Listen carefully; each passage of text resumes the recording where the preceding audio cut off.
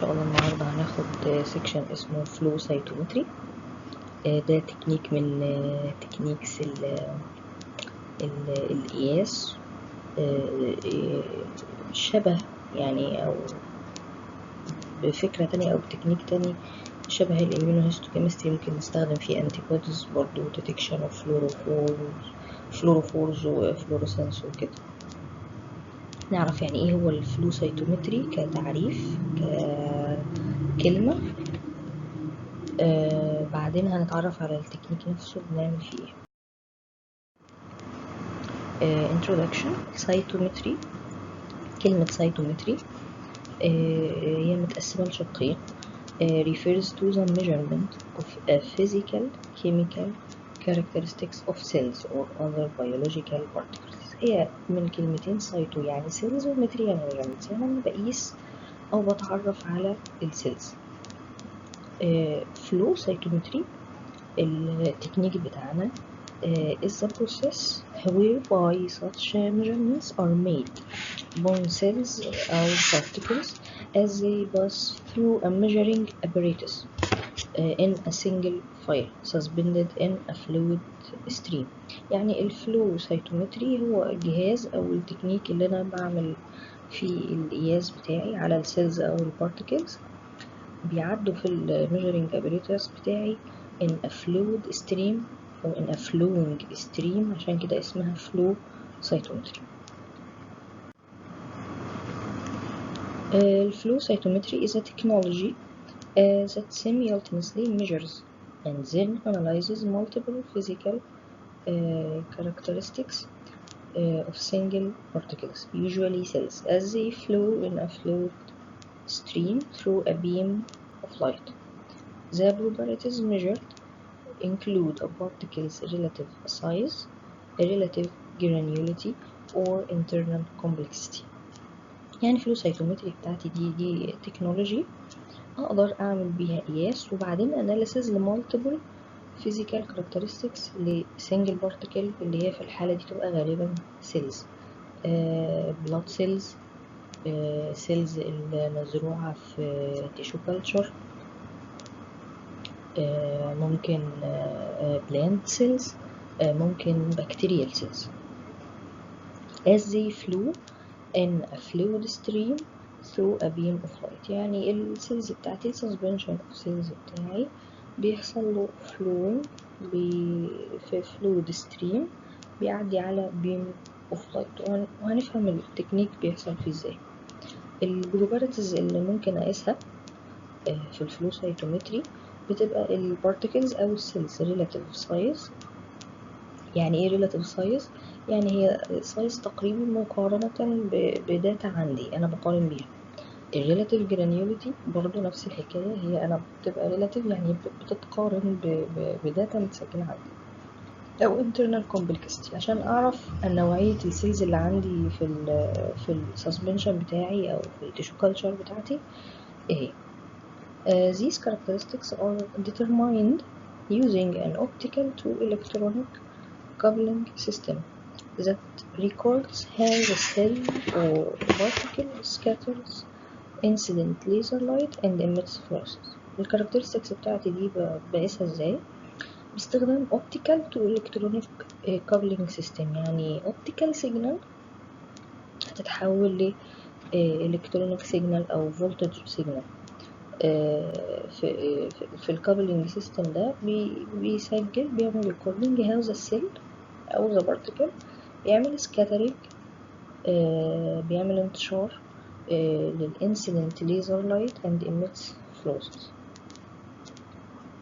انا عندي انا ممكن اقيس السيلز ان سيل سسبنشن بوجه عليها ليزر بيم فبيحصل سكاترينج لللايت، فانا بقدر اقيس السيجنال دي. لما بقيس السيجنال دي بقدر ان انا اتعرف على معلومات عن حجم الخلية، عن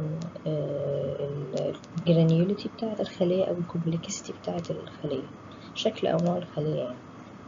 طيب أنا ممكن أزود في التكنيك حاجة كمان، أحط فلوروفورز أو أنتي بوديز عليها فلوروفورز، بحيث إن هي بدل مجرد ما بتعمل سكاترينج اوف لايت، لأ ده ممكن تعمل emission of fluorescence. واقدر في الحالة دي ان انا بدل بس ما اتعرف على وجود سيلز معينة، ممكن اتعرف على وجود انتي جنس معينة على سطح السيلز دي، اللي هي غالبا يعني او الحاجة اللي غالبا بتتقاس كتير قوي، اللي هي حاجة اسمها السي دي 4 سي دي 5 سي دي 14. الحاجات دي كلها سيل سيرفيس ريسبتورز موجودة على السيلز، وبتتقاس كتير قوي في الكانسر، ممكن في الدايجنوزس بتاع الكانسر او في شغل الكلينيكال ريسيرش اللي بيتعمل على الكانسر سيل لاينز. Flow cytometry is routinely used in the diagnosis of health disorders, especially blood cancers, تمام, but has many other applications in basic research, clinical practice and clinical trials. يعني flow cytometry ممكن استخدمه في الدايجنوزس in blood cancer او ان انا استخدمه في الكلينيكال ريسيرش او البيزك ريسيرش. طيب الفلو سيتومتر ده بيتقسم ليه حاجه اسمها اللي هي الفلويدكس سيستم. الفلويدكس سيستم ده transports البارتيكلز in a stream to the laser beam for interrogation. يعني بتبقى عندك السيلز بتاعتك في suspension بتتحط او بيحصل لها insertion او injection في الجهاز. الفلويدكس سيستم بيعمل على ان هو يخلي السيلز بتاعتك دي تمشي ان كونستانت ستريم. طيب الاوبتكس سيستم اللي هو الليزر بيم بقى، ويحصل سكاترينج لللايت، وبعدين اخد اللايت السكاتر ده اترجمه للسيجنال. الاوبتكس سيستم ده بيبقى ليزرز to illuminate the particles in the sample stream. optical filters. الاوبتيكال فلترز دي بتعمل directing the resulting light signals to the appropriate detectors. يعني scattered light ده هيعدي through optical filters الابريبريت بتاعها علشان تتقرا في الديتكتور وتطلع في الاخر السيجنال او الداتا اللي بتطلع لي من الفلو سيتومتر. طيب الالكترونيك سيستم. الالكترونيك سيستم ده converts the detected light signals into electronic signals that can be processed by the computer. ده شكل سيستم عندي. الليزر اهو، الليزر بيم، تمام. ادي الفلويدكس سيستم، دي السيلز عندي سسبنشن بيعدي. الفلويدك سيستم بيعمل على ان السيلز تمشي ان ستريم، تمام، فلو ستريم تعدي سنجل سيل بير ليزر بيم. يعني الليزر بيم يعدي عليه السنجل سيلز واحدة ورا واحدة، واحدة ورا واحدة، كل سيل تروح عاملة سكاترينج لللايت زي ما احنا شايفين، تمام. هتعمل فورورد سكاتر وهنتكلم عنه، وهتعمل سايد سكاتر وهنتكلم عنه. الفورورد سكاتر ده بيتقرا بالديتكتور، بيبقى على طول قدام الليزر بيم، تمام، وبيطلع لي معلومات عن السايز بتاع البارتيكلز. السايد سكاتر اللي هي البيمز دي بتتقرا بتعدي على فلتر او الاوبتيك سيستم، بيبقى 90 ديجري او بيربنديكولار للليزر بيم، يعدي على الفلترز بتاعتي، تمام، المناسبة على حسب بقى نوعية السكاترد لايت ايه هي، تمام. فالفلتر يروح مدخلها على الديتكتور بحيث ان هي تدخل في الاخر على الالكترونيك سيستم، يحول لي البلز بتاع اللايت دي بتاعت كل سيل. يعني كل سيل تروح معدية عاملة سكاترينج، عاملة فورورد سكاتر وعاملة سايد سكاتر. هنا يتسجل على الديتكتور وهنا يتسجل على الديتكتور. طب هي بتتسجل في صورة ايه؟ بتتسجل في صورة فولتج. بيحول الديتكتور ده بيحول السكاترد لايت ده او الانتنسيتي بتاعت اللايت ده بيحولها لفولتج، لكهرباء، تمام. عشان كده هي اسمها الكترونكس. الكهرباء دي بتتقرا في الاخر في شكل تشارت، هنشوف شكله، تمام. الجهاز شكله من بره خلاص. هنا الايه، هنا بحط العينه بتاعتي، وده الجهاز اللي بيتسجل عليه او بقرا عليه الداتا بتاعتي. طيب ايه هي بقى الفلويدكس؟ The purpose of fluidic system is to transport the particles in a fluid stream to the laser beam for interrogation, تمام. The interrogation point where the laser intersects with the sample. It's also the place the optic system detects light scatter and fluorescence. ماشي، يبقى الفلويدك سيستم زي ما قلنا اهو، ده اللي بيخلي او بيحافظ على ان السيلز اللي عندك في السسبنشن بتاعك ده تعدي in a fluid stream constant، بحيث ان السيلز تعدي سيل ورا سيل ورا سيل على الليزر بيم for interrogation. تمام، عشان اتعرف عليها او اتحقق منها. حاجة اسمها الانتروجيشن بوينت. ايه هي الانتروجيشن بوينت دي مكان التقاء الليزر بيم مع السامبل، يعني مكان ما الليزر بيم يروح خابط في السامبل ده اسمها الانتروجيشن بوينت. تمام، وهي دي برضو البوينت اللي عندها الاوبتكس سيستم بيعمل ديتكشن لللايت سكاتر والفلورسنس. يعني هي دي النقطة اللي بيحصل عندها سكاترينج، ان هي بتتقابل السيل او البارتكل مع الليزر بيم، يبقى حاصل سايد سكاتر او فورورد سكاتر، ويبدأ يحصل له ديتكشن عندي في الاوبتكس سيستم. طيب، the design of the flow chamber causes the sample core. يعني fluid system بقى بيخلي ازاي السيل سسبنشن يمشي in a fluid stream. بيقولك ان الديزاين الشكل او التصميم بتاع الفلو chamber causes the sample core to be focused in the center of the sheath fluid where the laser beam will then interact with the particles. يعني بيقولك ان التصميم بتاع الفلو chamber ده بيخلي السامبل كور او اساس او المكان الاساسي بتاع السامبل يبقى focused in the center of the sheath fluid، يبقى يحصل لها focusing في المركز او المنتصف بتاع الشيث فلويد او الشامبر نفسها. فلما بيحصل فوكسنج ان انا زي بجبر السيلز ديمنشن ان هي تمشي في خط مستقيم، يمشوا في طابور بالفوكسنج ده بسبب الديزاين بتاع الفلو تشامبر. فلما هتمشي في طابور هتمشي ورا بعضها بقى سيل ورا سيل تعدي على الليزر بيم. only one cell or particle should move through the laser beam at a given moment.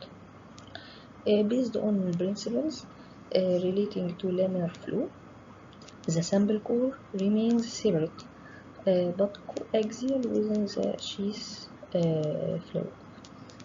The flow of sheath fluid accelerates the particles and restricts them to the center of the sample core. This process is known as hydrodynamic focusing. الهيدروديناميك فوكسنج دي حاجة ليها علاقة باللامينار فلو، ان السامبل كور يفضل سيبريت، يعني هما بيبقوا منفصلين عن بعض، السيلز بتبقى منفصلة عن بعضها، لكنها coaxial within the sheath fluid. هي منفصلة عن بعضها بس بتمشي in a constant stream على بعضها، يعني مفيش سيل تروح سرحانة رايحة لوحدها في حتة او خارجة برا الشيث فلويد او الفلو تشامبر. لا، الهيدروديناميك فوكسنج ده بيخلي السيلز تمشي ورا بعضها in a constant stream بس separate، يعني تمشي سيل ورا سيل زي ما قلنا، تمشي في طابور ورا بعض، مفيش سيل هتخرج برا الطابور ده.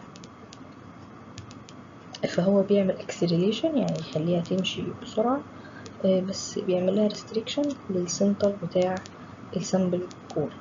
والحاجة دي اسمها اللي هي dynamic focusing. تمام، زي ما احنا شايفين اهو dynamic focusing. ادي السامبل اهي، دخلت سيلز كتير اهي.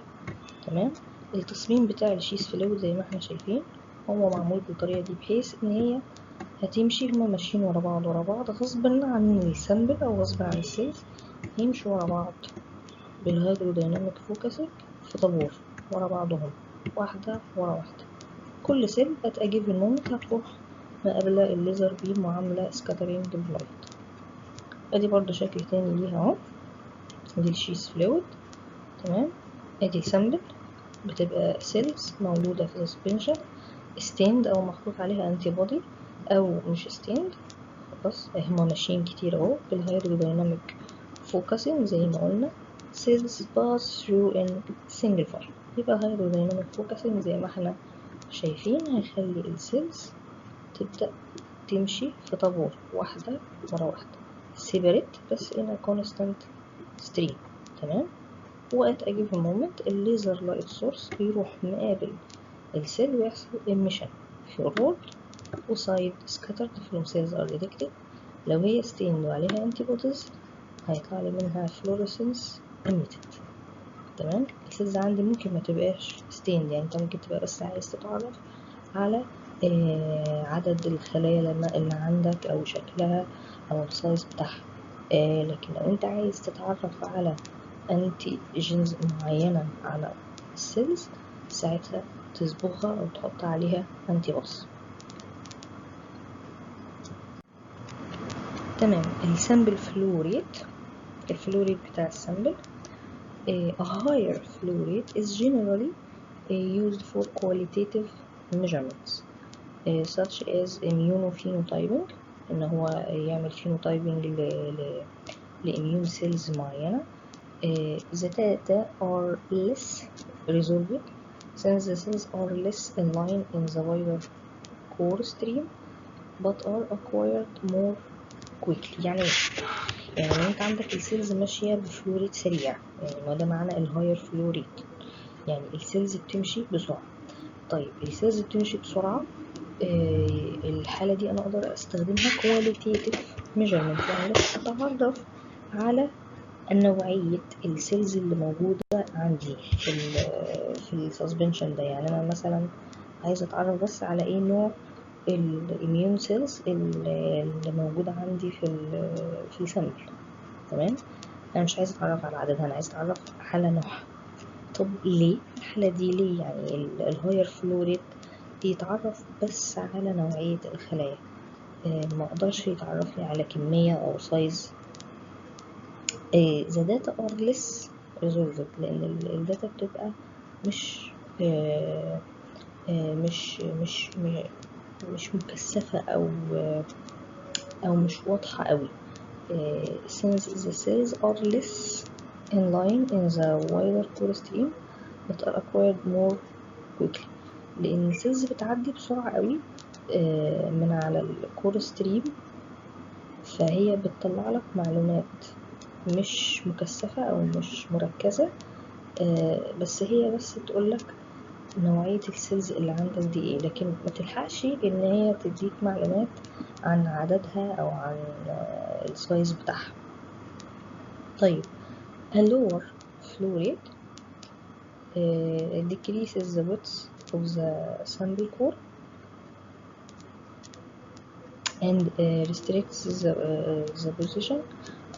كمان حتة ان السيلز بتبقى ليها وايدر كور ستريم، يعني السيلز هتبقى ماشية بسرعة قوي، فهم داخلين كده كتير على الليزر بيم. السامبل كور بيبقى كبير، لكن اللور فلو ريت السامبل كور بيبقى اقل. تمام. لان السيلز ماشية على مهلها، السيلز ماشية براحتها. the width of the sample core and restricts the position of the cells to a smaller area، هيخلي السيلز تعدي من على smaller area والسامبل كور هيبقى أصغر، لأن السيلز ماشية بالراحة، ماشية ببطء، مش ماشية بسرعة بتتخانق على الانترفيشن بوينت. the majority of cells passes through the center of the laser beam, thus the light illuminating the cells and emitted from the cells is more uniform. A lower rate is generally used in application where greater resolution is critical such as DNA analysis.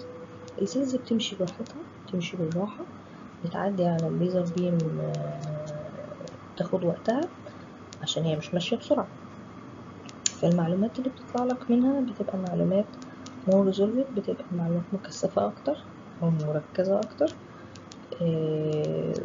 واللايت اللي بيطلع منها بيبقى more uniform، لأن كل سيل بتاخد وقتها في الليزر بيم، فالداتا بتبقى طالعة منها بتبقى طالعة متجانسة أكتر من ما السيلز ماشية بتجري على الليزر بيم، فبتطلع لك معلومات أكتر.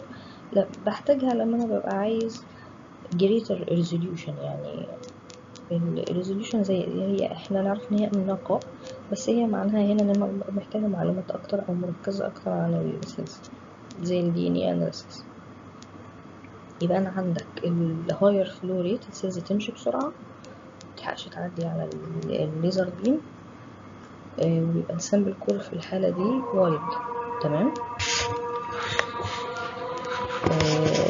دي بتبقى المعلومات او الداتا with less resolution، وممكن استخدمها في حاجة اسمها الاميونوفينوتايب، تعرف بس على نوعية الاميون سيلز في السامبل. لكن لو lower flow rate هيبقى السامبل كور صغير، لان السيلز بتمشي بالراحة، بتاخد وقتها وهي بتعدي على الليزر بيم، فبتطلع معلومات with higher resolution، واستخدمها في critical researches زي ال DNA analysis. اهو السامبل فلو ريت اهو. تمام. هنا بيقارن لك بين ده السلو، دي السيلز ماشية ببطء، ماشية بالراحة، خلاص، فالسيلز هتعدي ماشية براحتها، ماشية ببطء، واخدة وقتها. تمام. اللي هي اهو لو سامبل بريشر اللي هي 12 مايكروليتر بالمينت، يعني اللي هي لو فلو ريت او سمول فلو ريت، لور فلو ريت. فهنا السامبل كور ده السامبل كور عندي اهو هيبقى نارو او ليس وايد سامبل كور. تمام. طيب لو السيلز عندي ماشية بهاي سامبل بريشر 60 مايكروليتر بالمينت، عندي هيبقى هاي سامبل كور، السيلز ماشية متزحمة. تمام. فالسامبل كور هيبقى واسع لان هي بتمشي بتجري، فكل سيل لما بتعدي على الليزر بيم ما بتلحقش تاخد وقتها. تمام. ما بتلحقش تاخد وقتها، بتطلع معلومات with less resolution. اهو ده الفرق اهو بين السامبل كور الضيق وبين السامبل كور الواسع. تمام.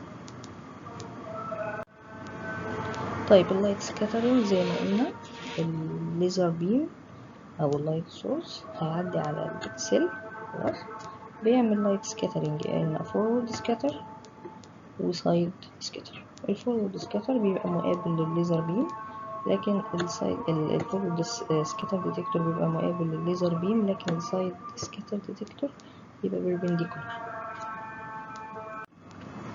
هو الفورورد سكاتر تمام بيبقى اسمه فورورد انجل لايت سكاتر، اختصر FALS.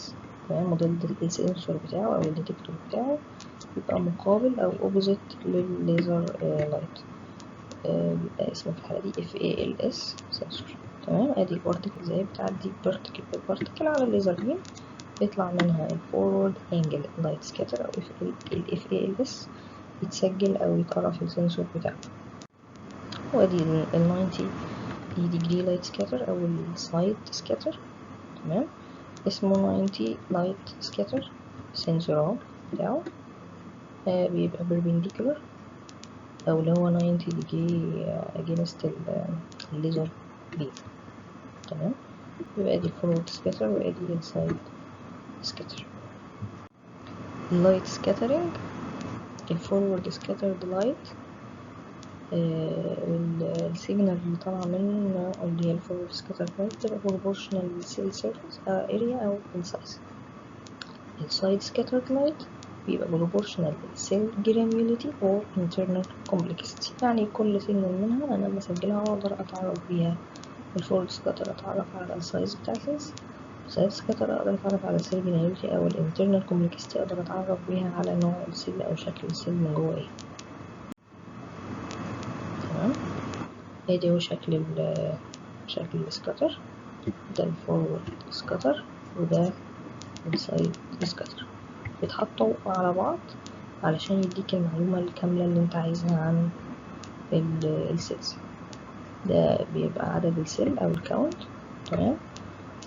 وده الويف لينس بتاع السكاتر ده لايت. تمام. ادي هنا اهو لما بيحطوا الاتنين على بعض، ده الفورورد سكاتر وده السايد سكاتر.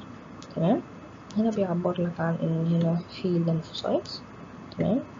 في مونوسايتس، في نيوتروفيلز. عندك لو سامبل بتاعتك عبارة عن بلد، تمام، هي عايز تتعرف على انواع السيلز المختلفة اللي جواها، نيوتروفيلز، مونوسايتس، الليمفوسايتس، تمام. هتطلع عندك هي مثلا بالشكل ده الفورورد سايز، الفورورد لايت سكاترينج زي ما قلنا ان هو بيعبر عن الايه، عن السايز، تمام كده. احنا طول ما احنا ماشيين بالجنب كده السايز بيزيد زي ما احنا شايفين. الليمفوسايتس هي فعلا اصغر السيلز في الحجم. عندك المونوسايتس اكتر منها شوية او اكبر منها شوية. اخر حاجة عندك النيوتروفيلز دي اكبرهم حجما. فعشان كده احنا عرفنا ان البوبوليشن ده او كمية البلسز او السيجنالز طلعت لي في الحجم ده من الفورورد لايت سكاتر، يبقى دي الليمفوسايتس. كمية البلسز برضو او لايت سكاتر اللي اتسجلت في الحجم ده تبقى بتاعت الليمفوسايتس. كمية البلسز او اللايت سكاتر اللي اتسجلت في المنطقة دي تبقى بتاعت النيوتروفيلز، تمام. بنفس الشكل مع السايد سكاترينج، تمام. مع السايد سكاترينج برضو الجرانيوليتي او الكومبلكسيتي بتاعت السيلز. الليمفوسايتس هم يا the least complicated أو the least complex cells، بعدها المونوسايتس more complex، في النهاية النيوتروفيلز دي المور complex cells أو اللي شكلها معقد أكتر من جوه. فهي برضو باينة هنا بالترتيب بتاعها بزيادة الكومبلكسيتي. الفلوريسنس، تمام. احنا اتكلمنا ان الفلو سايتومتري انت تقدر تتعرف على سيلز في البوبوليشن بتاعك او في السسبنشن بتاعك، تقدر تتعرف على السايز بتاعها، تقدر تتعرف على الكومبلكسيتي او الجرانيوليتي بتاعتها. سواء انت عندك سسبنشن من بلاد سيلز، سواء انت عندك سسبنشن من سيلز انت زارعها في سيل كلتشر كانسر سيل لاين او اي حاجه تانية، بكتيريا سيلز، بلاد سيلز. طيب انا عايز بقى اتعرف على انتي جينز معينه او ريسبتورز معينه موجوده على سطح السيلز دي، زي ما قلنا حاجه اسمها اللي هي السي دي. السي بتبقى موجوده على السيرفس بتاع الكانسر سيلز. بنتعرف على سي دي معين بيبقى موجود على الكانسر سيل بتاع خلايا معينه. طب هو موجود اكسبريسد كتير ولا اكسبريسد قليل؟ ده ممكن يعبر عن اذا كان العلاج بتاعي قلل وجود الكانسر سيل ولا كتيره، تمام. طيب بزود بقى حاجة على السيلز عندي، بعملها ستيننج بحاجة اسمها الانتي بوديز. الانتي بوديز دي بيبقى عليها فلورو فورس، تمام. الانتي بوديز دي بتبقى انتي بوديز مخصوصة معمولة للسي دي معين او للريسبتور معين او لانتيجين معين اللي انا بدور عليه، فهو مش هيسجل فيه، تمام. بتبقى الانتي بوديز دي عليها فلورو فورس. الفلورو فورس دي بتبقى بارتكلز او سبستانس يحصل لها اكزايتيشن بليزر بيم معين او بانرجي معينه، تمام. وبعدين يحصل منها emission للفلوريسنس، تمام كده. زي ما احنا شايفين اهو ان هي بتبقى الالكترونز في الجراوند ستيت هتعمل absorption لللايت of certain wavelengths، تمام. فهتتنقل للإكسايتد ستيت، تمام. وبعدين تنزل عندي gradually، تمام. تبدأ يحصل loss للابزوربد انرجي دي، تمام. ترجع في النهاية للجراوند ستيت تاني، يحصل بقى في الحالة دي emission لفلوريسنس. يبقى هي عملت absorption للايت او الانرجي، حصل لها excitation، وبعدين حصل emission للانرجي دي او اللايت ده في صورة فلوريسنس، تمام. بيبقى على حسب بقى ما انت مثلا عندك كمية السي دي او كمية الانتيجين بتاعك دي كتيرة، فهيمسك فيها انتي بوديز كتير. الانتي بوديز كتير دي بيبقى عليها فلوريسنس. فمثلا لو انت طلع لك فلوريسنس سيجنال الانتنسيتي بتاعتها قوية، يبقى انت عندك الانتيجين بتاعك ده موجود بكمية كبيرة. لو الفلوريسنس سيجنال اللي اتسجلت دي الانتنسيتي بتاعتها ضعيفة، يبقى الانتيجين اللي انت بتدور عليه ده او اللي انت بتبحث عنه ده موجود بكمية قليلة، وحسب بقى ده ما يبقى متوظف او يبقى مترجم معناه ايه في التجربة بتاعتك. the argon ion laser which emits a 488 nanometer light. That's the most commonly used laser light in cytometry. ليه؟ it can excite multiple fluorochromes. يبقى الأرجون أيون ليزر ده بيبقى 488 نانومتر الويف لينث بتاعه، وده most commonly used في الفلو سايتومتري لأنه بيقدر يعمل excitation لفلوروكرومز كتير.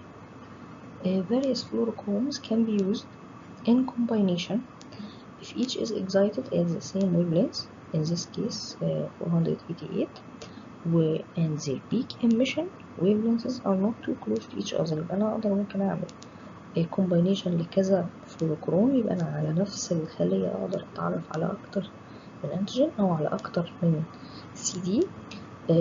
في الحالة دي لو الفلوروكروم بتاعي اللي أنا هستخدمه يقدر يحصل له excitation عند نفس الويفلينث، لأن أنا مش مستخدم أو مش مسلط غير نفس الليزر بيم عليهم، تمام. لكن البيك emissions بتاعتهم الإيميتد لايت بقى الويفلينث بتاعتها تبقى بعيدة شوية عن بعضها بحيث ما يحصلش overlap بينهم، ما اقدرش اتعرف على الانتيجنز المختلفة عندي، لازم يبقوا بعاد شوية عن بعض البيكس اوف emitted light عشان ما يحصلش overlap واقدر اتعرف بينهم او افرق بينهم. Two of the most widely used fluorochromes that meet these criteria are fluorescence isocyanate أو FITC and phycoerythrin أو الBE. يبقى دول اتنين فلوروكرومز بيقدر يحصل لهم excitation باستخدام الأرجون أيون ليزر، والإميتد لايت اللي بيطلع من كل واحد منهم البيك ويفلينث بتاعته بعيدة عن التاني شوية، فما بيحصلش بينهم overlap، وأقدر أستخدمهم الاتنين مع بعض في نفس العينة أو في نفس التجربة. The absorption spectra of FITC and BE peak at approximately 495 nanometer and are easily excited by the argon lasers for 488 nanometer wavelengths. The peak emission wavelengths of both 530 و 570 دول بعاد عن بعض على السبكترا تشارت، واقدر افرق بينهم ومش بيحصل بينهم overlap. distant enough يبقى peak emission wavelengths distant enough that their signals can be picked up by different detectors. الفلورسنت ديفايس المختلفة هنا بيقولك الفلوروكرومز دي molecules that emit fluorescence upon excitation with light زي ما اتكلمنا أول. FITC الBE في حاجة اسمها بيريدينين كلوروفيل بروتين، وفي حاجة اسمها ألوفايكوسيانين. ده كلام سريع بس عن ايه يعني الاكسايتيشن سبيكترا والإميشن سبيكترا، تمام. ادي الاكسايتيشن سبيكترا اهي جايب لك ان الاف اي تي سي والبي اي الاثنين كان بي اكسايتد او يحصل لهم اكسايتيشن عند ويف لينث اللي هو 488.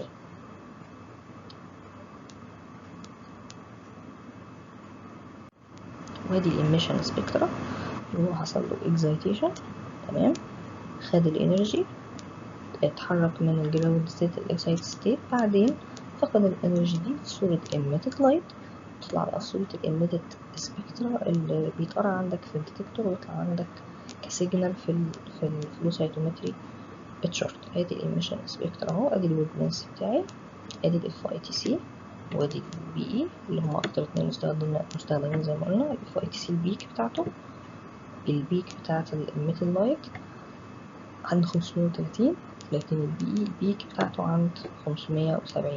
دي distant enough أو بعاد عن بعض كفاية إن هو يحصل لهم detection ب 2 different detectors.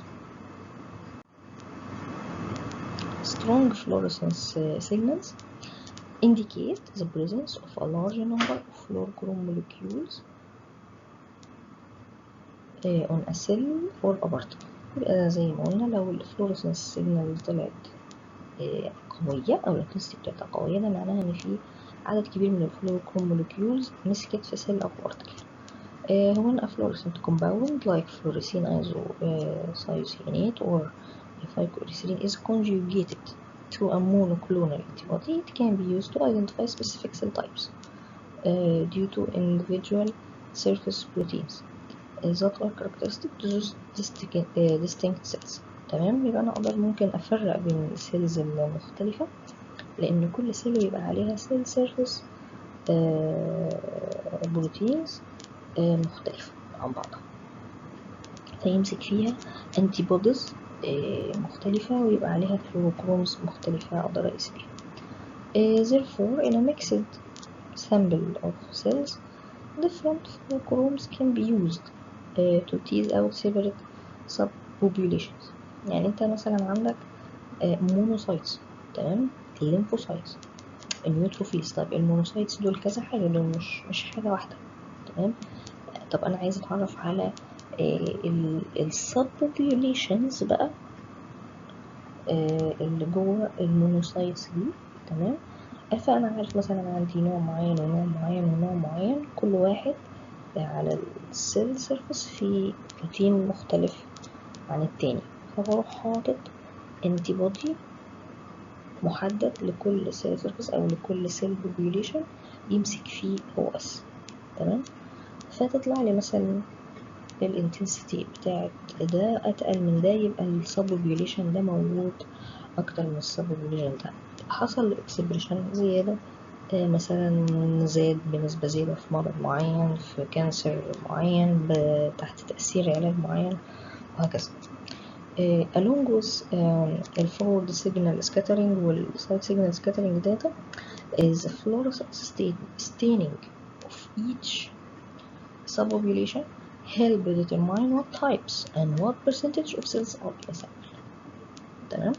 يبقى انت السايد سكاترينج والفورورد سكاترينج بيتعرف على سايز اوف سيلز، بيتعرف على الجرانيولتي او الكومبلكسيتي بتاعت السيلز. طيب انت بقى لو استخدمت الفلوريسنس ستيننج زي ما قلنا، بتطلع الفلوريسنس سيجنال ممكن تعبر عن عدد السبوبيوليشن ده او عدد السيلز دي مقارنة بعدد سيلز تانية، تقدر تتعرف بيها على البرسنتج بتاعت different type of cells in a sample.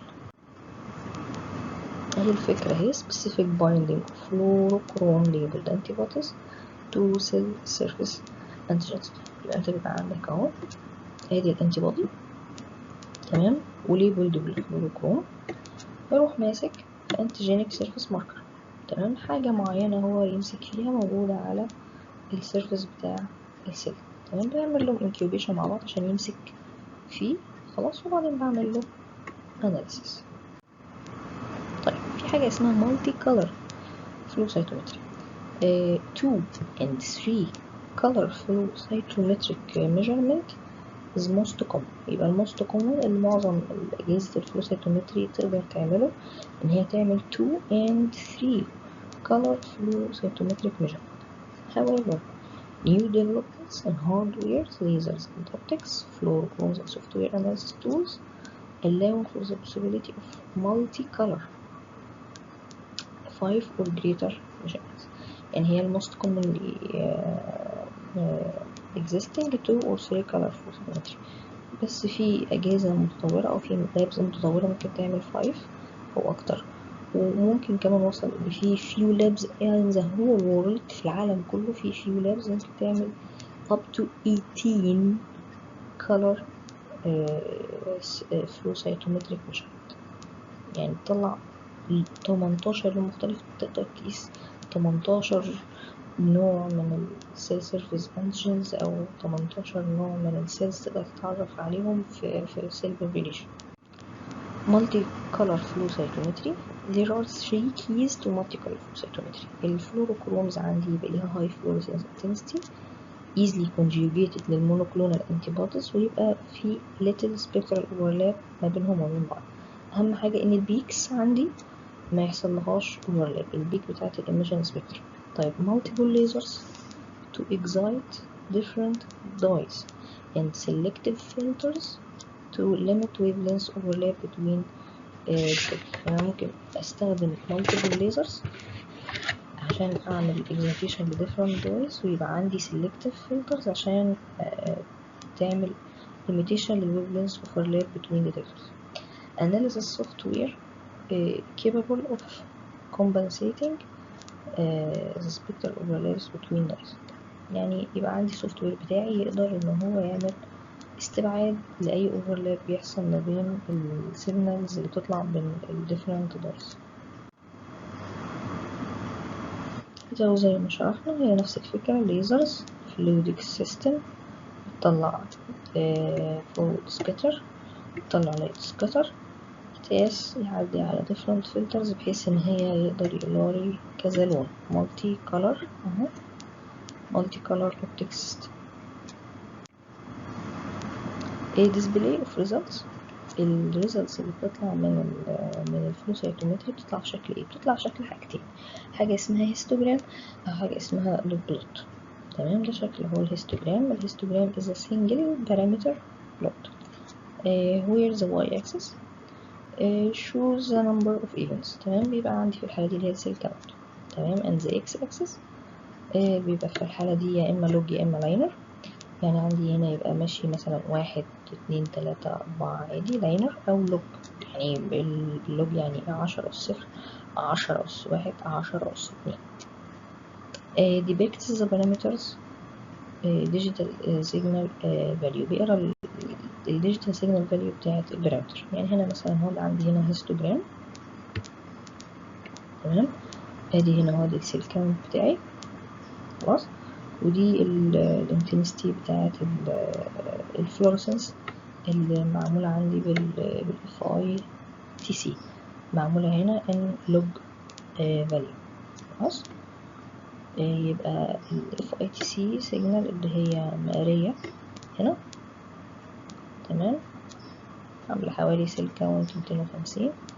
الاف اي تي سي سيجنال اللي هي مقرية في الحتة دي عاملة سيل كاونت حوالي 100.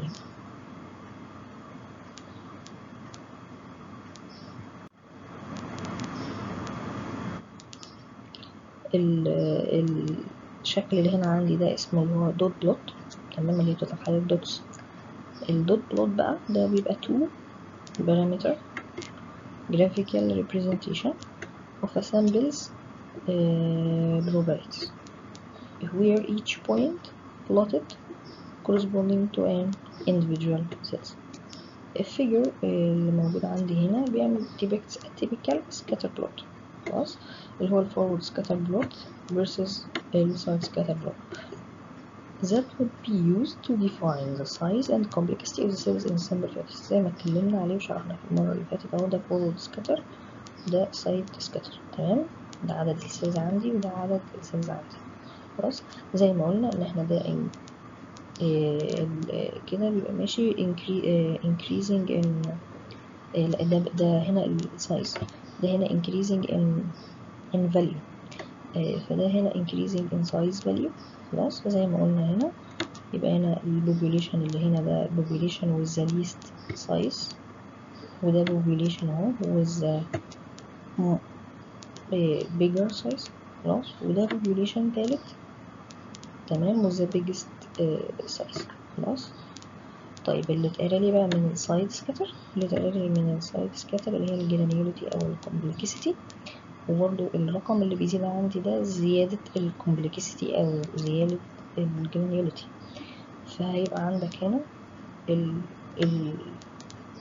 البوبوليشن ده او الدوتس دي بتعبر عن السيلز with the least complexity او the least granularity.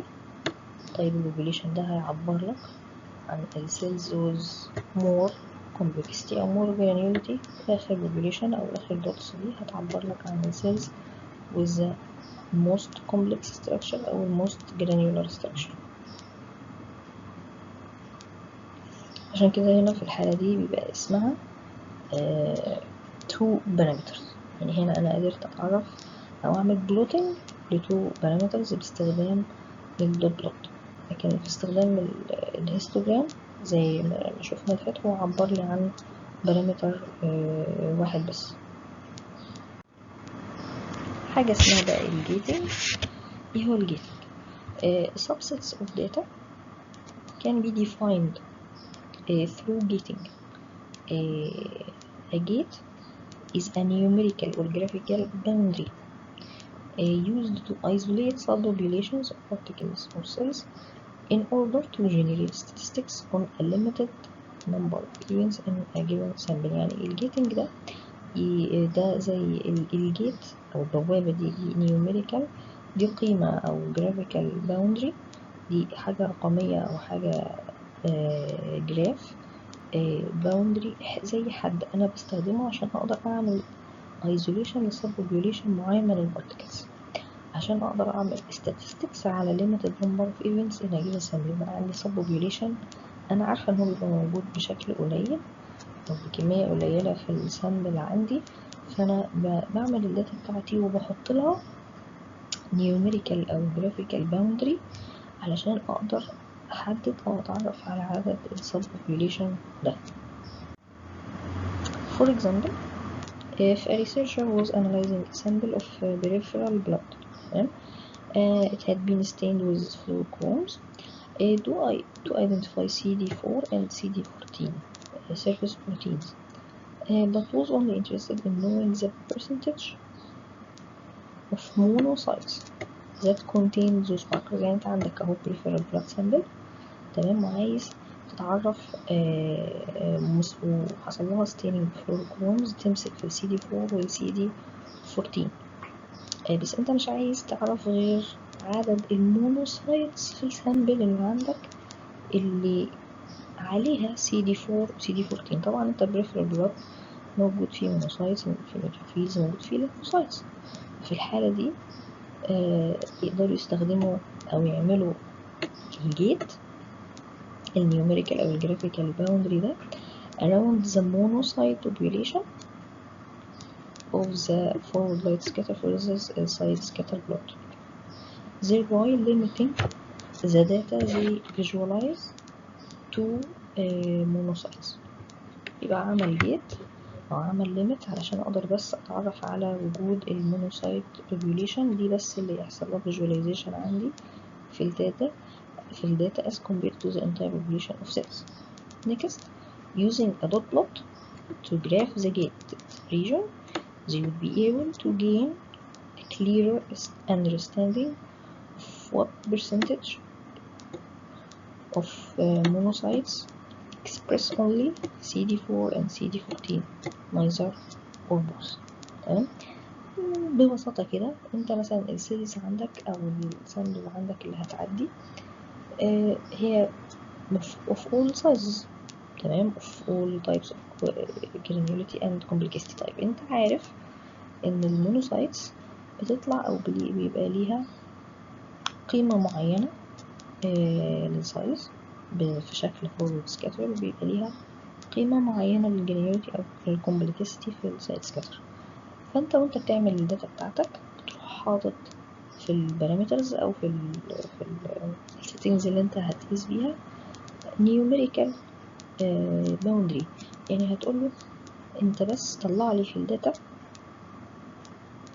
السيلز اللي السايد سكاتر والفورورد سكاتر بتاعها مكافئ او مشابه او يحتوي بس على الداتا بتاعت المونوسايتس، فمش هيطلع لك في الحالة دي غير المونوسايتس داتا عندك في السيجنال.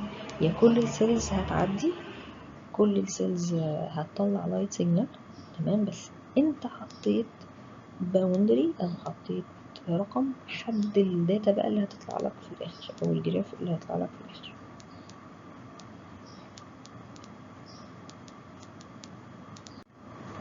اهو الجيتنج اهو، تمام، خلاص. انت قلت له هو هي كل حاجه اتسجلت، تمام كده، بس انت رحت وانت مدخله عامل باوندري اهو، محدد له المنطقه والحته اللي هي الحجم بتاعها هو بالفورورد سكاتر والكومبلكسيتي او الجرانيولتي بتاعتها بالسايد سكاتر. هي دي بس اللي انا عايزها، خلاص، هي دي بس اللي انا عايز احلل الداتا بتاعتها او اقرا السي دي 4 والسي دي 14 بتاعها. خلاص، فانت عملت جيتنج، حددت المنطقه اللي انت عايزها، خلاص. بالجيتنج بقى طلعت لك الداتا ازاي؟ طلعت لك الداتا بس بتاعة المونوسايتس، عشان انت حددت له انت عايز ايه. خلاص. هنا قرأت ال CD4 مصبوغة بالاف اي تي سي، وهنا قرأت ال CD14 مصبوغة بالبي اي. تمام. هنا زي ما احنا شايفين هي بيبقى شكله متقسم 4/4. خلاص. تمام. الابر ليفت هيعبر لك عن وجود السيلز اللي عليها ال CD14. تمام. طيب اللور رايت هيبقى اللي فيها بس ال CD4. تمام. طيب الابر رايت بوث، يعني السيلز اللي عليها الاثنين ال CD14 وال CD4. وهنا اللور ليفت كانت السيلز اللي نايذر، يعني لا عليها CD14 ولا عليها CD4. تمام. يبقى هو ده فكرة الجيتنج، ان انت حطيت numerical value او graphical value حددت له بيها ان انت مش عايز تقرا غير الداتا بتاعت حتة معينة او قيم معينة للجراف بتاعك. فهو راح مطلعها هنا، بس مطلع لك الحتة بتاعت المونوسايتس دي، انت دخلت له الداتا دي حددتها له، فهو قرا لك الداتا بس بتاعت الحتة دي، قرا لك ال CD4 وال CD14 بتاعها. في حاجة اسمها بقى اللي هي cell sorting، Fluorescence activated cell sorting. ال Fluorescence activated cell sorting ده specialized type of flow cytometry. It provides a method for sorting a heterogeneous mixture of biological cells into 2 or more containers, one cell at a time, based upon the specific light scattering and the fluorescent characteristics of each cell. It's a useful scientific instrument as it provides fast, objective, and quantitative recording of fluorescent signals from individual cells, as well as physical separation of cells into particular units. تبقى انت بيبقى عندك cell sorting، جهاز يقدر يعمل لك او جزء او حاجة زيادة في الفلو سايتومتري، تقدر كمان تفصل لك السيلز عن بعضها. يعني مش مجرد ان انت بتبعت لك الخلايا الداتا بس بتاعتها او القرايات بتاعتها، لا ده هي ميثود. انت عندك heterogeneous mixtures of biological cells، انت تقدر كمان تفصلها into 2 or more containers based on different size or different granularity or different complexity one cell at a time. يعني السيل اللي اتقرت هنا عدت على الليزر بيم، اتقرت ان دي السايز والجرانيوليتي مثلا بتاعت المونوسايتس، فبتروح داخله على الكونتينر اللي بيلم المونوسايتس. بعدها دخلت سيل اتقرا السايز والجرانيوليتي بتاعتها بتاعت الليمفوسايتس، فبقى يروح ماشية نازلة على كونتينر اللي بيلم الليمفوسايتس، وهكذا. السيلز تعدي على الليزر بيم، قرا ان دي مونوسايت تنزل على الكونتينر اللي بيلم المونوسايت، قرا ان دي ليمفوسايت تنزل على الكونتينر اللي بيلم الليمفوسايتس. ومن ده طلعت لك داتا قدرت تعرف بيها انت عندك في السايز في السامبل بتاعتك دي مونوسايتس قد ايه، ليمفوسايتس قد ايه، نيوتروفيلز قد ايه، وفصلتهم كمان عن بعض، خدتهم في الاخر حاجات مفصولة عن بعض. تمام. ادي اهو الفلوريسنس اكتيفيتد سيل سورتنج. تمام. دي عندك السامبل اهي، ادي الشيس فلويد، ادي الليزر. خلاص. الليزر اهو بتعدي عليه السيلز واحدة ورا واحدة. تمام. الديتكتور، الفورورد سكاتر بيقيس السايز، السايد سكاتر بيقيس الجرانيوليتي. تمام. احنا عندنا هنا نوعين من السيلز. خلاص. هينزل السيلز بتتحرك ايه، خلاص هي اتقرت ان السيل دي فلانة وان السيل دي فلانة التانية. تمام. هتروح متعرضة لتشارج. تمام كده، وماجنتس، فكل سيل هتستجيب استجابة مختلفة للإلكتريك تشارج او الالكترومagnetic فيلد اللي انت هتعرضه ليها. فقامت السيلز اللي هي بالاحمر دي اتفصلت هنا، والسيلز اللي هي بالاسود دي اتفصلت هنا. هي ايه بقى السيلز اللي هي بالاحمر والسيلز اللي هي بالاسود؟ هنا فصل السيلز اللي هي عليها او مسك فيها الفلورسنت داي، يعني هو حط فلورسنت داي على السيلز. تمام. الفلورسنت داي دي هتمسك في سيلز معينة ومش هتمسك في سيلز تانية. تمام كده خلاص.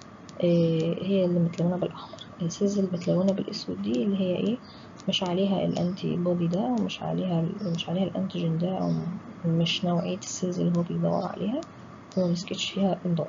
تمام خلاص. هنا الليزر لما هتعدي عليه هيقرا ان هي ادته فلورسنس. خلاص كده.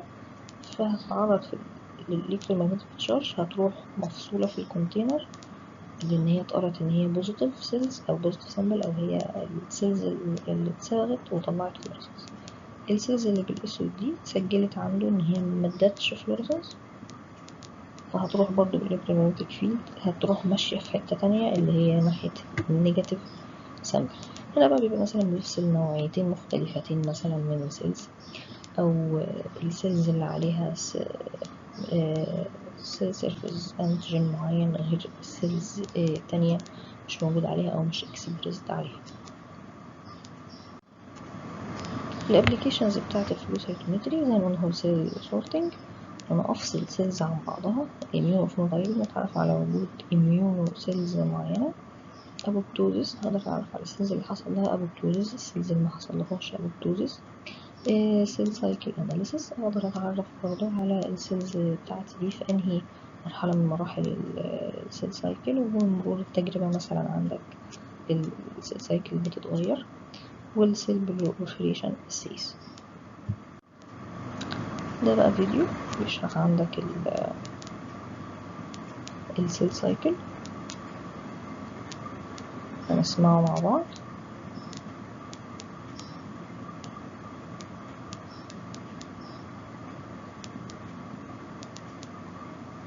In this animation, we will introduce you to the flow cytometry experimental technique. Flow cytometry is used to count and analyze the size, shape, and properties of individual cells within a heterogeneous population of cells. Flow cytometry data is extremely quantitative and can be analyzed in depth by specific flow cytometry software programs. Once a suspension of individual cells has been prepared for flow cytometry analysis from cells, tissues, or organisms, the prepared sample is placed on the flow cytometer. How does a flow cytometer analyze the size, shape, and properties of individual cells?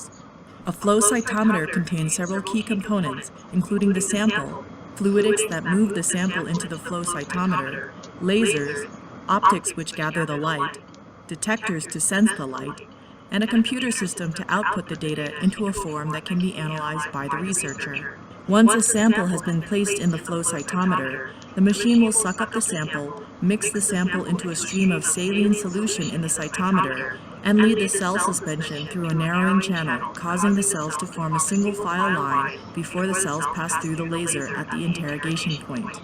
Each cell within the sample then moves across the laser beam, allowing each cell within the sample to be individually analyzed.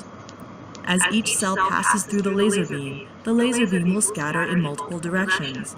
The flow cytometer detects light scattered in a forward manner, called forward scatter, and light scattered in a sideways manner, called side scatter. The amount of forward scattered light for each cell is detected by a detector on the far side of the cell from the laser. Forward scatter is proportional to the size of the cell. The detector converts the scattered light into a voltage pulse, which is directly proportional to the amount of forward scattered light. The computer converts these data into a histogram plot with the amount of forward scattered light on the x-axis and the number of cells on the y-axis. The amount of side scattered light is detected by a detector located perpendicular to the path of the laser beam. Side scatter is proportional to the shape and internal complexity of a cell. Just like with forward scattered light, the flow cytometer converts the detected side scattered light into a voltage pulse, which is directly proportional to the amount of side scattered light. By analyzing the forward and side scatter data together, the researcher can understand a cell's size, shape, and complexity. In addition, the analysis of the forward and side scatter data can allow the researcher to divide the heterogeneous population of cells into individual populations with varying size, shape, and complexity. This capability of analyzing multiple populations within a sample is the immense strength of the flow cytometry experimental technique. In addition to analyzing a cell's size, shape, and complexity, a flow cytometer can also detect emitted light from excited fluorescent molecules, such as fluorescently labeled antibodies or fluorescent dyes or stains. For the rest of this animation, we will focus on the detection of fluorescent signal by the flow cytometer. For more information about fluorescence, please see the fluorescence animation. The fluorescent molecules, or fluorophores, are excited by the correct wavelength of laser light when the cell passes through the laser beam. After excitation, the light emitted by the fluorophore is directed along a path with emission filters that allow for the detection of multiple different fluorophores emitting light in a cell. A flow cytometer can detect the presence of a fluorophore and also quantify the relative amount of a fluorophore within a cell. A flow cytometer can also be used to detect light emitted from multiple fluorophores in the same sample. While it is common for flow cytometers to detect 2, 3, or 4 colors at the same time, some flow cytometers can even detect up to 18 different colors at the same time. The data can then be presented to the researcher in the form of a histogram or a dot plot. Such data furthers the powers of flow cytometry analysis by enabling the researcher to analyze individual populations of cells within a heterogeneous mix of cells in the sample.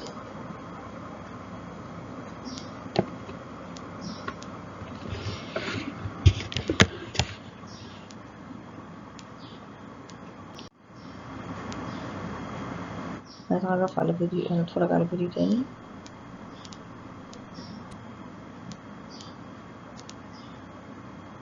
Flow cytometry is a powerful technique for the analysis of multiple parameters of individual cells within heterogeneous populations. Flow cytometers are used in a range of applications, from immunophenotyping to ploidy analysis to cell counting and GFP expression analysis. The flow cytometer performs this analysis by passing thousands of cells per second through a laser beam and capturing the light that emerges from each cell as it passes through. The data gathered can be analyzed statistically by flow cytometry software to report cellular characteristics such as size, complexity, phenotype, and health. In this tutorial, we will look at how a flow cytometer works, how scattered light and fluorescence are detected by a flow cytometer, and how the resulting data can be analyzed. This view shows the primary systems of the flow cytometer schematically. These are the fluidic system, which presents samples to the interrogation point and takes away the waste. The lasers, which are the light source for scatter and fluorescence. The optics, which gather and direct the light. The detectors, which receive the light. And the electronics and the peripheral computer system, which convert the signals from the detectors into digital data and perform the necessary analyses. The interrogation point is the heart of the system.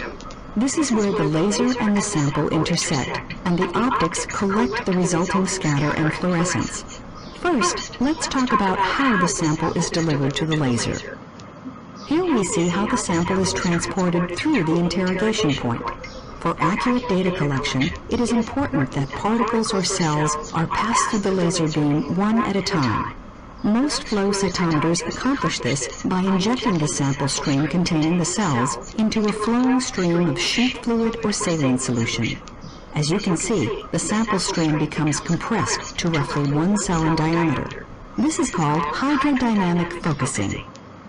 In fact, flow cytometers can accommodate cells that span roughly 3 orders of magnitude in size. In most cases, cytometers will be detecting cells between 1 and 15 microns in diameter, although for the use of specialized systems, it is possible to detect particles outside this range. Now let's see how laser light is used to detect individual cells in the stream. As a cell passes through the laser, it will refract or scatter light at all angles. Forward scatter, or low-angle light scatter, is the amount of light that's scattered in the forward direction as laser light strikes the cell. The magnitude of forward scatter is roughly proportional to the size of the cell, and this data can be used to quantify that parameter. But how can we record this scattered light? Light is quantified by a detector that converts intensity into voltage. In most cytometers, a blocking bar, called an obscuration bar, is placed in front of the forward scatter detector. The obscuration bar prevents any of the intense laser light from reaching the detector. As a cell crosses the laser, light is scattered around the obscuration bar and is collected by the detector. The scattered light received by the detector is translated into a voltage pulse.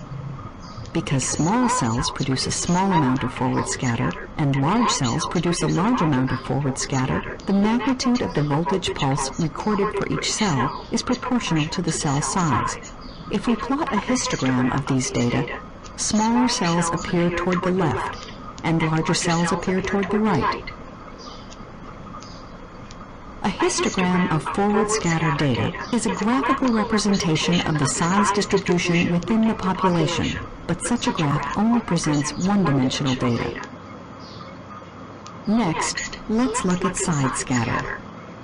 As we have already seen, a cell traveling through the laser beam will scatter light at all angles. Light scattering at larger angles, for example to the side, is caused by granularity and structural complexity inside the cell. This side-scattered light is focused through a lens system and is collected by a separate detector, usually located 90 degrees from the laser's path. The signals collected by the side-scatter detector can be plotted on one-dimensional histograms, like we saw for forward scatter. The one-dimensional histograms we have seen so far do not necessarily show the complexity of the cell populations. For example, what appears to be a single population in the forward scatter histogram is, in reality, multiple populations that can only be discerned by looking at the data in a second dimension. This is done through the use of two-dimensional dot or scatter plots. You can see that the peaks from the forward and side scatter histograms correlate with the colored dots in the scatter plot. Now we can view the results obtained when we create a scatter plot using forward and side scatter data from a typical peripheral blood cell run. The populations that emerge include lymphocytes, which are small cells possessing low internal complexity, monocytes, which are medium-sized cells with slightly more internal complexity, and neutrophils and other granulocytes, which are large cells that have a lot of internal complexity. This multi-parametric analysis is the real power of flow cytometry. Now let's take a look at another parameter that can tell us more about cell structure and function, fluorescence. As a brief review, fluorescence is a term used to describe the excitation of a fluorophore to a higher energy level, followed by the return of that fluorophore to its ground state with the emission of light. The energy in the emitted light is dependent on the energy level to which the fluorophore is excited, and that light has a specific wavelength and consequently a specific color. One of the most common ways to study cellular characteristics using flow cytometry involves the use of fluorescent molecules, such as fluorophore-labeled antibodies. In these experiments, the labeled antibody is added to the cell sample. The antibody then binds to a specific molecule on the cell surface or inside the cell. Finally, when laser light of the right wavelength strikes the fluorophore, a fluorescent signal is emitted and detected by the flow cytometer. How is this fluorescence information collected? The fluorescent light, coming from labeled cells as they pass through the laser, travels along the same path as the side scatter signal. As the light travels along this path, it is directed through a series of filters and mirrors so that particular wavelength ranges are delivered to the appropriate detectors. Fluorescence data is collected in generally the same way as forward and side scatter data. In a population of labeled cells, some will be brighter than others. As each cell crosses the path of the laser, a fluorescence signal is generated. The fluorescent light is then directed to the appropriate detector, where it is translated into a voltage pulse, proportional to the amount of fluorescence emitted. All of the voltage pulses are recorded and can be presented graphically. What if we want to do a two-color experiment? We need to look at the spectra of the two fluorophores to see if they are compatible. Alexafluor 488 and phycoerythrin, or RPE, are commonly used together. For these two fluorophores, 488 nanometer light is an efficient excitation source. When excited with 488 nanometer light, you can see that the emission peaks for these two dyes are far enough apart so that discrete emission data can be collected. Compatible dyes such as these allow scientists to easily detect two colors from a single laser. If we analyze data from the two-color experiment using a scatter plot, four distinct populations emerge. Looking at the dot plot in terms of quadrants, cells with only bright orange fluorescence appear in the upper left quadrant. Cells with only green fluorescence appear in the lower right quadrant. Cells with both bright green and bright orange fluorescence appear in the upper right quadrant. And finally, cells with both low green and low orange fluorescence appear in the lower left quadrant. Multiple fluorescence parameters are necessary to dissect complex biological systems. How does the flow cytometer collect discrete fluorescence data for the Alexa Fluor 488 and RPE fluorophores? Filters are available that can capture the peak fluorescence from each of these molecules. A 530 nanometer bandpass filter will collect most of the Alexa Fluor 488 peak, and a 585 nanometer bandpass filter will collect the bulk of the RPE peak. Using these filters, the proportional amounts of Alexa Fluor 488 and RPE fluorescence can be recorded for each cell. You can see that portions of each emission peak overlap one another. This is called spectral overlap, and we will talk about how to deal with this in the next tutorial. Let's take a moment to talk about filter nomenclature. Filters are normally defined by one of two parameters, either the center point for a bandpass filter or the cutoff point for a long or short pass filter. This is a typical bandpass filter specific for RPE. It has a center point of 585 nanometers and a width of 42 nanometers. So this filter optimally passes light in the wavelength range of 564 to 606 nanometers, which corresponds to the emission peak of RPE. Other filters used to resolve this peak include a 550 nanometer long pass filter and a 610 nanometer short pass filter. One final important point regarding data collection is the use of a threshold. If every single particle passing through the laser caused the instrument to collect data, the data pool would be dominated by information coming from a very large number of minute particles, like platelets and debris. To prevent this, a threshold is set such that a certain forward scatter pulse size must be exceeded for the instrument to collect the data.